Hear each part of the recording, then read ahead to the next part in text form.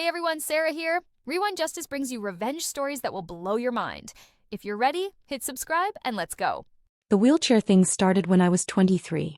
A drunk driver T-boned my car at an intersection. I spent 4 months in physical therapy learning to walk again. The doctor said I'd made remarkable progress. What they didn't say, what they couldn't promise, was that I'd ever walk without assistance for extended periods.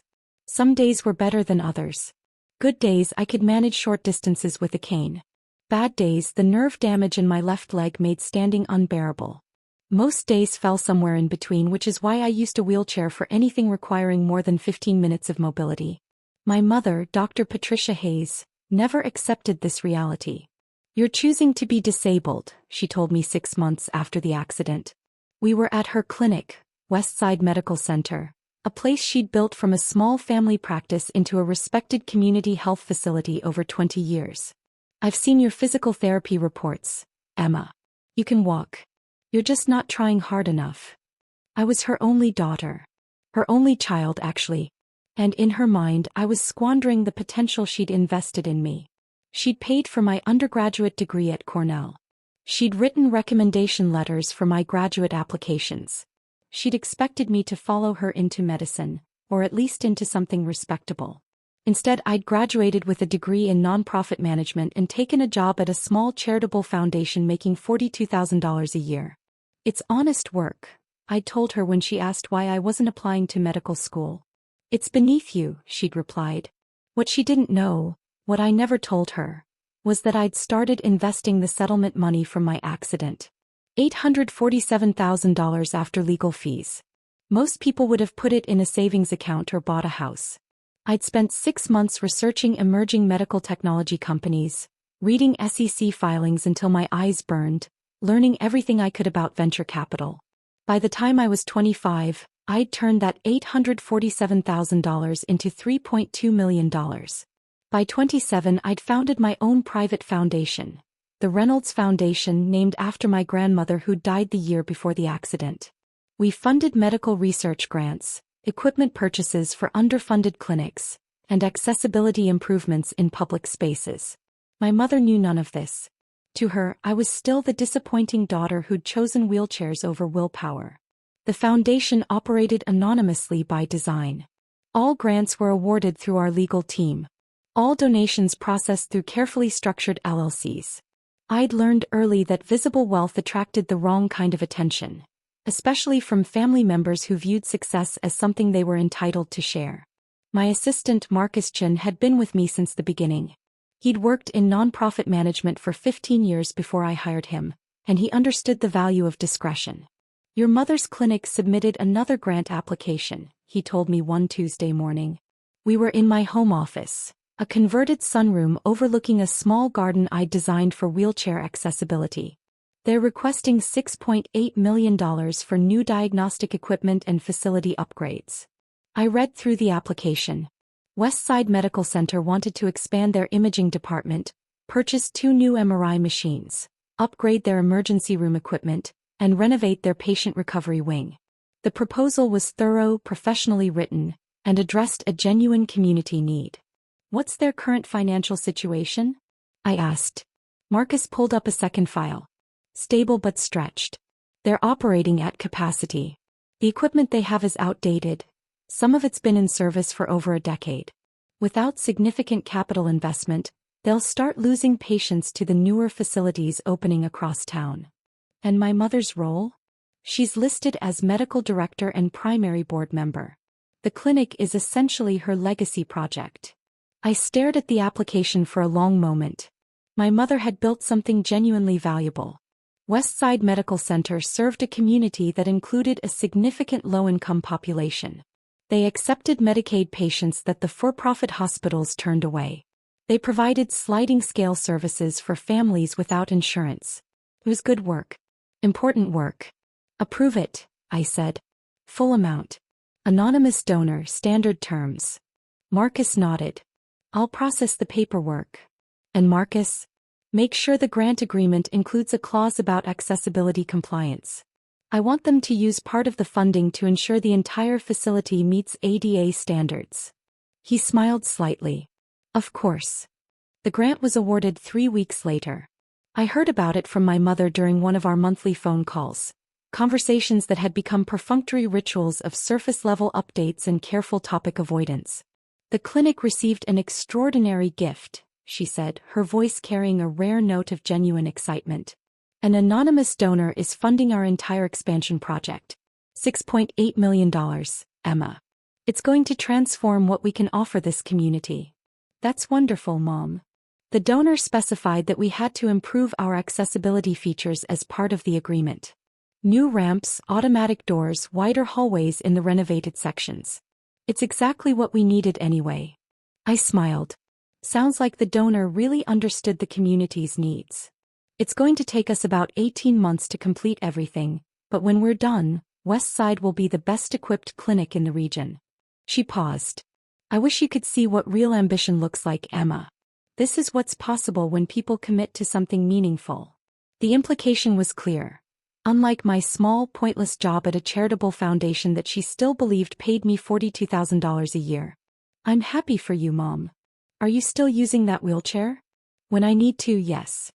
You'd need it less if you pushed yourself more. Her voice had shifted back to that clinical disappointment I knew so well. I see patients every day who overcome worse injuries through sheer determination. I let her talk.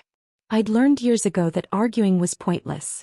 The Hayes family reunion happened every July at my uncle's lake house in the Adirondacks. 3 days of forced proximity with relatives who'd spent decades establishing their pecking order through accumulated achievements and competitive suffering. I usually found excuses to skip it. This year, my mother had made it clear that my absence would be interpreted as another sign of my general life failure. So I'd driven up Friday afternoon and checked into the accessible cabin I'd reserved a mile from the main house. Saturday's lunch was where everything fell apart. The afternoon was humid, the kind of thick July heat that made the lake house feel like a greenhouse. Tables were set up on the back lawn, covered with the same rotating selection of pasta salads and grilled chicken that appeared at every Hayes gathering. I'd parked my wheelchair near the drinks table, staying on the periphery of the crowd. My cousin Jennifer was holding court about her daughter's acceptance to Yale. My uncle Thomas was describing his recent promotion to senior vice president. My mother was in the center of a group, explaining the clinic expansion project to relatives who nodded with the appropriate amount of impressed recognition. It's the largest private donation we've ever received, she was saying. The donor wants to remain anonymous, but their generosity is going to change everything for our patients. That's incredible, Patricia, Aunt Helen said. You must be so proud. It's what happens when you commit to excellence. Mom's eyes flickered briefly in my direction. When you build something that matters. I was reaching for a bottle of water when my cousin Bradley appeared. Still doing the wheelchair thing, Emma? He asked loudly enough that several conversations paused. Bradley was a personal injury attorney who'd made his money convincing juries that his clients deserved millions for injuries less severe than mine. I've seen your medical records. You can walk. On good days, yes. Then this is just for attention? He gestured at the wheelchair. Little dramatic, don't you think? My mother materialized beside him. Her face had that pinched expression I'd seen countless times growing up. The look that meant I was embarrassing her in front of people whose opinions mattered. Bradley's right, she said quietly. You could walk if you wanted to. You're choosing this. Mom, we've discussed this. The nerve damage. Stop. She held up her hand. Just stop the wheelchair drama, Emma. You embarrass us. Then she kicked my wheelchair. Not hard enough to tip it, but deliberately. Dismissively. Like she was moving an obstacle out of her path. The conversation around us went quiet. 20 relatives watched as my mother pushed my wheelchair 3 feet to the side and turned back to Aunt Helen as if nothing had happened. Anyway, the new MRI machines arrive in September. Someone laughed. Then someone else. Bradley grinned. Cousin Jennifer whispered something to her husband. I nodded quietly. Understood. I stayed for another 20 minutes. Long enough that leaving wouldn't look like fleeing. Then I wheeled myself to my car, drove back to the cabin and sat in the silence. My phone was on the kitchen counter. I stared at it for a long time. Then I opened my email. To Marcus Chen. From Emma Hayes. Subject. Westside Medical Center Grant. Sent. Monday, July 15, 6:47 a.m. Marcus. Effective immediately, I need you to initiate withdrawal of the Reynolds Foundation grant to Westside Medical Center. Full retraction of the $6.8 million equipment and facility grant awarded March 2024. Prepare the legal documentation. I want this processed by end of business today. Contact their board chairman directly. Explain that the donor is exercising the termination clause in Section 7 of the grant agreement due to concerns about institutional values alignment. Emma. I sent the email before I could second-guess myself. Marcus called at 7:15 a.m. Emma, I got your email. Can we talk about this? There's nothing to talk about. The grant agreement includes a termination clause. We're exercising it. I know the clause exists. I wrote it. He paused. But this is your mother's clinic. Are you sure you want to? I'm completely sure. Okay. He knew better than to push. I'll start the paperwork. This is going to cause significant problems for them. They've already ordered equipment based on the funding commitment. They've started renovation planning. The board has made public announcements. I understand the implications. And you're prepared for your mother to find out you're behind the foundation? That stopped me. I'd spent years keeping the Reynolds Foundation separate from my identity. Anonymous donations meant anonymous donors. But pulling a $6.8 million grant from my mother's clinic would inevitably lead to questions. If it comes to that, then it comes to that. Understood. I'll have the termination papers ready by noon. He hung up. I sat in my kitchen watching morning light filter through the windows and waited. Marcus worked quickly. By 10:30 a.m., the legal documentation was complete. By 11 a.m. he'd contacted Richard Morrison, chairman of the Westside Medical Center board. By 11:47 a.m. my phone rang. Emma, it's Richard Morrison from Westside Medical Center. His voice was strained. I'm sorry to call you directly, but we have a situation that I need to discuss urgently. I'd met Richard twice. Once at a community health forum and once at a foundation gala where I'd attended anonymously as Marcus's +1. He was a retired hospital administrator who'd volunteered his time to help community clinics navigate the increasingly complex healthcare landscape. What kind of situation, Richard? Our anonymous donor, the one funding our expansion project, their foundation just sent notice of grant termination. Complete withdrawal of the $6.8 million commitment. He sounded like he was reading from the document. They're citing concerns about institutional values alignment, but won't provide specifics. I'm sorry to hear that. Emma, I know you work in nonprofit management. I was hoping you might have insights into what this means or how we can address it. This withdrawal is going to devastate our expansion plans. We've already committed to equipment purchases. We've announced the project to the community. If we lose this funding...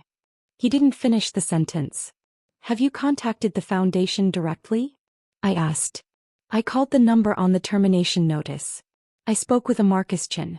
He was professional but firm. Said the donor's decision was final and that all communications should go through their legal team. Marcus was good at his job. Richard, I need to tell you something. Anything that helps us understand this situation would be appreciated. I'm the donor. The Reynolds Foundation is my foundation. I awarded the grant. And as of this morning I've withdrawn it. Silence on the line. I don't understand, he finally said. Why would you? Patricia is your mother. This clinic is her legacy. Are you aware of what happened at the family reunion Saturday? I wasn't there. What happened? I told him. The whole thing. My mother kicking my wheelchair. The laughter. The humiliation in front of 20 family members. The years of dismissing my disability as a choice I was making to avoid trying harder. More silence. Emma, I'm so sorry. I had no idea. The grant agreement includes accessibility compliance requirements. I included those specifically because I wanted to ensure that patients with disabilities would be treated with dignity at Westside. If my own mother, the medical director, demonstrates this level of contempt for disability accommodation, then I can't in good conscience fund an expansion that she'll oversee. I understand. He paused. Would you be willing to meet with the board? To discuss this? There's nothing to discuss. My decision is final. What if Patricia wasn't involved in the expansion project going forward? That surprised me. You'd remove her? The board serves the community. If the medical director's personal conduct threatens our ability to serve that community, then we have to address it. He sounded tired. We need this funding, Emma. But more than that, we need to operate with integrity. If we can demonstrate that we're committed to the values your foundation requires, genuine commitment, not just policy changes, would you reconsider? I need to think about it. That's all I'm asking. The board meets Thursday evening. Would you be willing to attend? Let us hear your concerns directly. I looked at my calendar. Thursday was open. I'll be there. My mother called at 2:17 p.m. I let it go to voicemail. She called again at 2:43 p.m. Again at 3:15 p.m. At 3:47 p.m. she left a message. Emma, call me immediately. We have a crisis at the clinic and I need to speak with you. I didn't call back. Tuesday morning my Uncle Thomas called. Emma, what the hell did you do? I withdrew funding from a project I was supporting. That project is your mother's entire future. Do you understand what you've done? The board is talking about removing her. Removing her, Emma, from the clinic she built. Then maybe she should have thought about that before she kicked my wheelchair in front of the entire family. Jesus Christ, are you really going to destroy her career over a moment of frustration? A moment of frustration? I laughed. Sounded harsh even to me.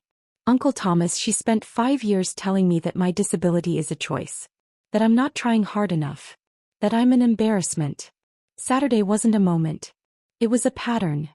She's your mother. And I'm her daughter. That should have meant something. He hung up. Wednesday afternoon Aunt Helen called. Then Bradley. Then Cousin Jennifer. All of them delivering variations of the same message. I was being vindictive. I was overreacting. I needed to fix this before I destroyed the family. None of them mentioned the wheelchair. None of them acknowledged what my mother had actually done. I turned off my phone. Thursday evening I arrived at Westside Medical Center at 6:45 p.m. The board meeting was scheduled for 7 p.m. in their main conference room, a space I'd never seen despite funding its renovation. Richard Morrison met me in the lobby. Thank you for coming. I said I would.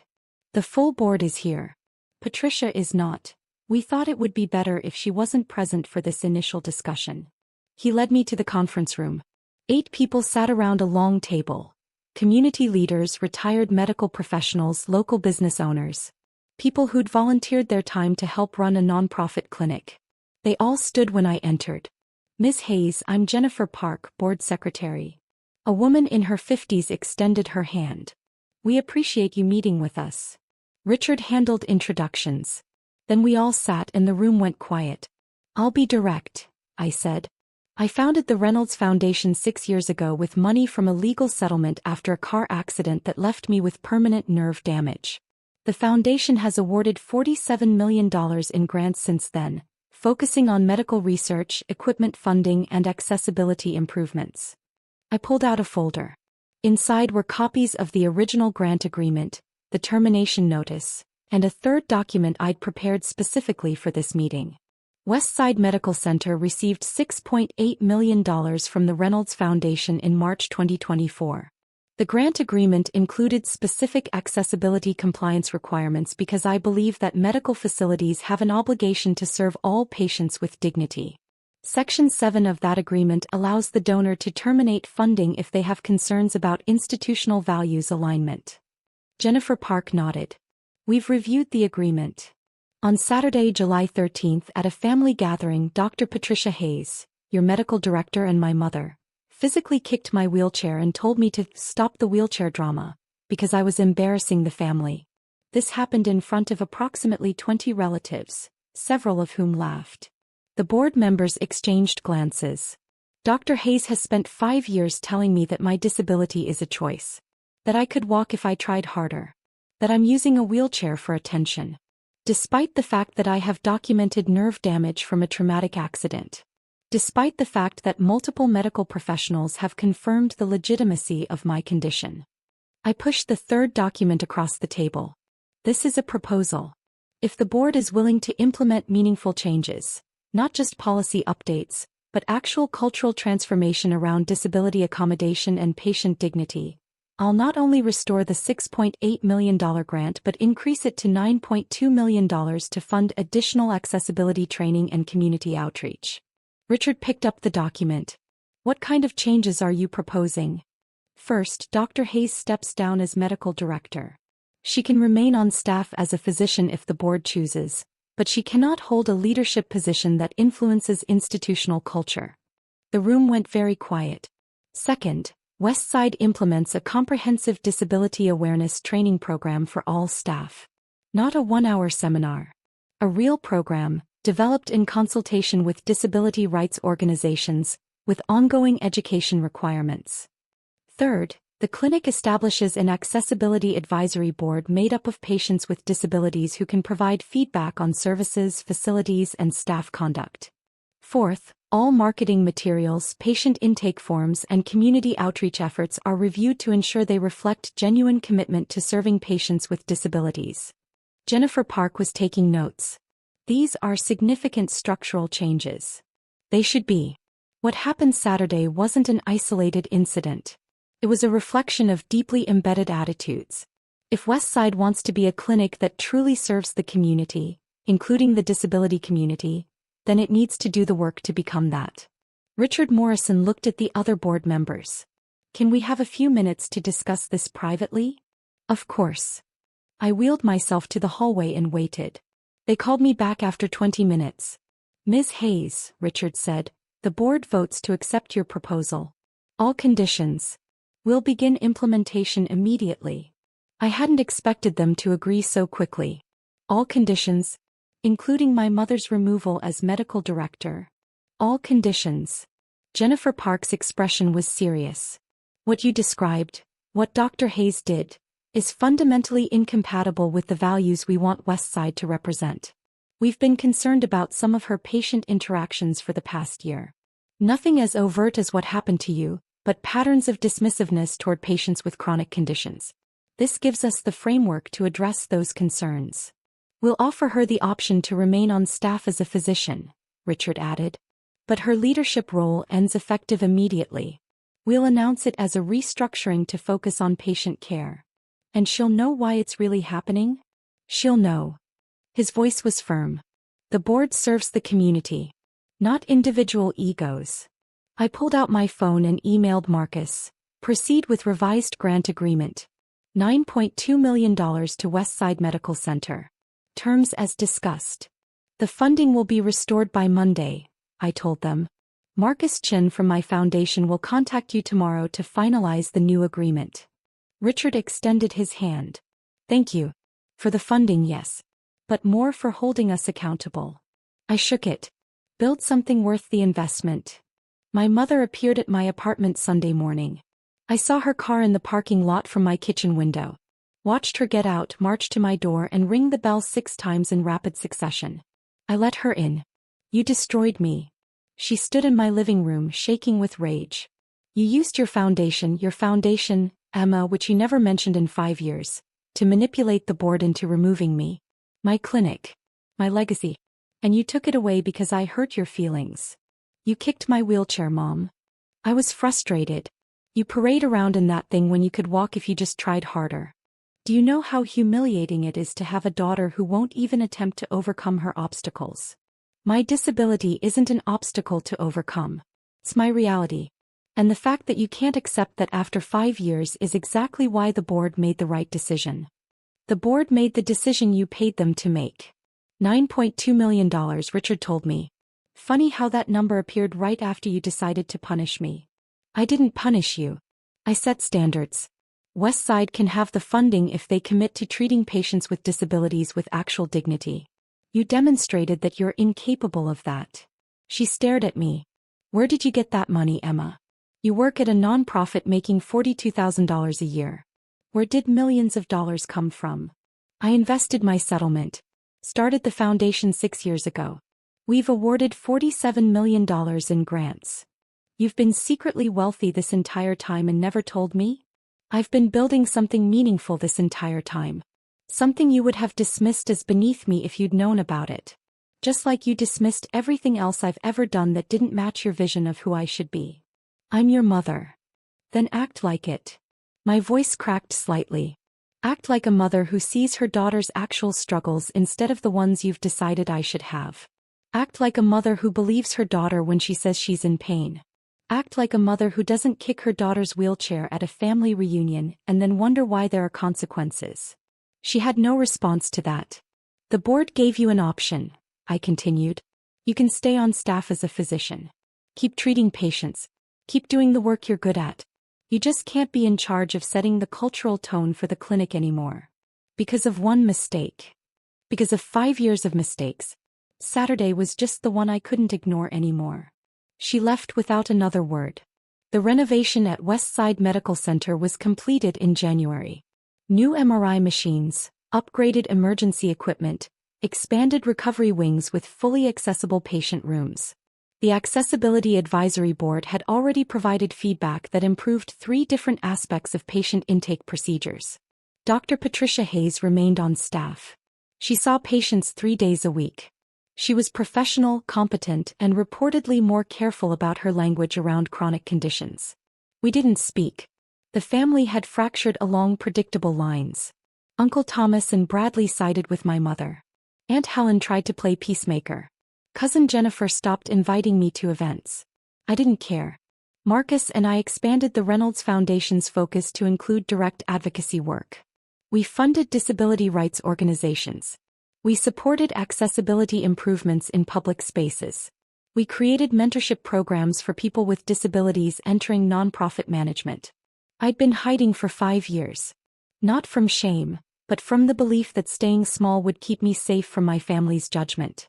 Saturday at the reunion had proven that safety was an illusion. They'd judge me regardless. They'd dismiss me regardless. So I stopped hiding. The Reynolds Foundation went public in February. I did interviews with nonprofit journals, spoke at philanthropy conferences, served on advisory boards for disability advocacy organizations. My mother saw my name in Forbes in March. Philanthropist Emma Hayes reshaping medical accessibility funding. She didn't call. I didn't expect her to. Richard Morrison invited me to the anniversary celebration of Westside's reopening. 1 year since the renovated facility had opened to patients. I almost declined. Then I thought about the Accessibility Advisory Board. The training programs. The cultural changes that had apparently taken root. I went. The clinic was transformed. Wide hallways. Automatic doors. Patient rooms designed with mobility equipment in mind. Staff wearing badges that indicated they'd completed disability awareness training. Ms. Hayes. Richard found me near the new imaging department. I wanted to show you something. He led me to a wall near the main entrance. A bronze plaque read, "The Reynolds Foundation Accessibility Wing." In recognition of Emma Hayes, whose vision and advocacy transformed this facility. Build something worth the investment. The board voted unanimously, Richard said. We wanted to honor not just your funding, but your courage in holding us accountable. I stared at the plaque. My name. On the wall of my mother's clinic. Is she here? I asked. She is. She wanted to come pay respects to what you've built. Respects or resentment? Maybe both. He smiled slightly. But she's here. That's something. I didn't go looking for her. I stayed near the plaque, greeting board members and staff, listening to stories about how the accessibility improvements had changed patient experiences. As I was leaving, I saw her, standing near the emergency entrance watching me. We made eye contact. She nodded once. Not an apology. Not reconciliation. Just acknowledgement. I nodded back.